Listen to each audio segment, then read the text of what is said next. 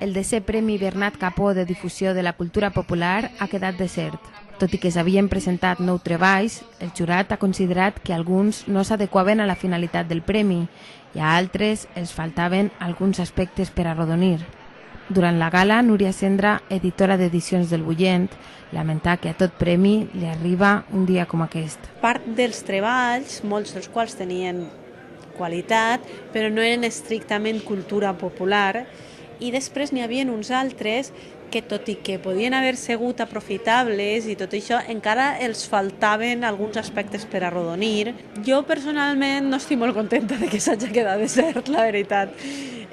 Sempre prefereixes que n'hi hagi algun treball que estiga arrodonit, que és el que ha passat fins ara. El que passa és que a tots els premis arriba un moment que els arriba el moment de declarar-los deserts. A la gala, on acudia el regidor de Cultura, però no l'alcaldessa de Dénia, la popular Anna Klinger, Capó va rebre un quadre molt especial, un retrat seu pintat per Romaguera fa anys i que estava perdut.